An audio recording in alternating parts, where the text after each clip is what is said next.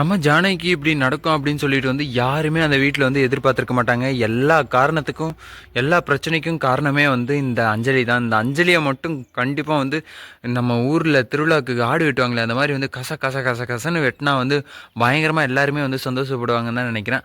அந்த மாதிரியான ஒரு ஹாப்பினஸ் யாருக்குமே கிடைக்காது. அவங்கள மட்டும் ஏதாச்சும் ஒன்று பண்ணிட்டாங்கன்னா எல்லா பிரச்சனைக்கும் காரணமே இந்த அஞ்சலி தான். இப்போ நம்ம கௌதம் எப்படியோ இலக்கிய தேடி கண்டுபிடிச்சிட்டாங்க கௌதமை. நான் அவங்க ரெண்டு பேருமே அவங்களுக்கு ஒரு பிரச்சனை இருந்து அந்த பிரச்சனைலேருந்து தப்பிச்சு எப்படியோ இப்போ ஜானகிக்கு ஒரு பிரச்சனை வந்திருக்கு அப்படின்னும் போது கௌதம் கொஞ்சம் கூட யோசிக்காமல் தான் அம்மாவுக்கு இப்படி நடந்திருக்கே, என் அம்மாவுக்கு என்னாச்சு அப்படின்னு சொல்லிட்டு கொஞ்சம் கூட யோசிக்காமல் நம்ம கௌதம் இலக்கியா முதல்ல ஆட்டோ இப்படி நம்ம கிளம்புவோம், போயிட்டு ஜானகி அம்மா பார்ப்போம், ஜானகிக்கு எதுவும் ஆயிடக்கூடாது, எனக்கு மூச்சே நின்றும் போல இருக்கே, ஐயோ அம்மா அப்படி பதறாரு. அது முன்னாடியே வீட்டை விட்டு போகாததுக்கு முன்னாடியே இப்படியெல்லாம் நடக்கும், ஜானகிக்கு கௌதம்னா உயிர் அப்படின்னு சொல்லிட்டு தெரியாதா கௌதம்க்கு, கௌதம் ஏன் தான் இப்படி பண்ணாரு அப்படின்னு சொல்லிட்டு தெரில. இப்போ தேவையில்லாமல் பிரச்சனை ஜானகிக்கு அம்மாவுக்கு தான். சரி இப்போ என்ன பண்ண போகிறாங்க அடுத்து அப்படின்னு சொல்லி பார்த்தீங்கன்னா ஆட்டோவில் ஏறி போயிட்டுருக்காங்க.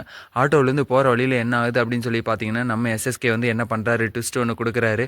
அது என்ன ட்விஸ்ட்டாக இருக்கும் அப்படின்னு சொல்லிட்டு கமெண்ட் பாக்ஸில் கமெண்ட் பண்ணி விடுங்க. சரி ஓகே. ஆட்டோவில் போயிட்டே இருக்கும்போது எஸ்எஸ்கே என்ன பண்ணிட்டாரு அப்படின்னு சொல்லி பார்த்தீங்கன்னா நம்ம எஸ்எஸ்கே கூலிப்படையை வச்சு டேய் அந்த ஆட்டோவை இடித்து தள்ளுங்கடா அப்படின்னு சொல்லிட்டு இடித்து தள்ளுறதுக்காக நம்ம எஸ்எஸ்கே ஒரு லாரியை பேசிட்டாரு. சரி ஓகே, இந்த ஆட்டோ லாரியை ஓவர்டேக் பண்ணி போயிடுமா இல்லை அதுக்கு முன்னாடியே ஹாஸ்பிட்டலுக்கு போயிடுவாங்களா அப்படின்னு சொல்லிட்டு தெரில. ஆனால் கண்டிப்பாக ஆபத்து ஆட்டோவில் போகும்போதே கௌதம்க்கும் இலக்கியாவுக்கும் ரெண்டு பேருக்குமே ரெண்டு ஆடும் ஒன்றா மாட்டிக்கிச்சு, ரெண்டுத்தையும் அடித்து தூக்குங்கடா அப்படின்னு சொல்லிட்டு சொல்ல போகிறாருன்னு தான் நினைக்கிறேன் நம்ம எஸ்எஸ்கே.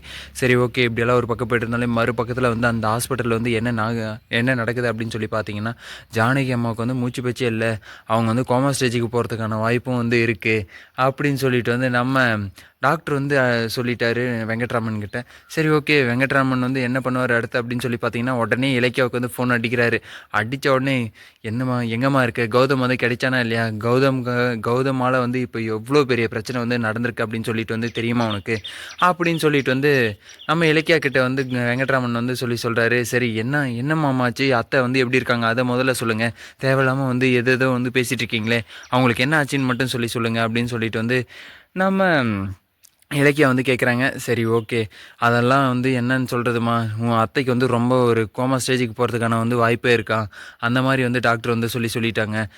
2-3 நாளாக சாப்பிடாம கௌதமே நினச்சிட்டு இருந்ததுனால அந்த மாதிரியான வாய்ப்பு இருக்குது அப்படின்னு சொல்லிட்டு டாக்டர் சொல்லிட்டாரு. எனக்கு என்ன பண்ணுறது ஏது பண்ணுறதுன்னு கை காலே சுத்தமாக ஓடல, எனக்கு என்ன பண்ணுறதுன்னே தெரியல, முதல்ல நீ எங்கே இருக்கியோ அங்கேருந்து கிளம்பி வா, நீங்கள் ஒன்றும் கவலைப்படாதீங்க மாமா, நான் கௌதம் கூட்டிகிட்டு வந்துட்டே இருக்கேன் அப்படின்னு சொல்லிட்டு நம்ம இலக்கியா சொல்கிறாங்க.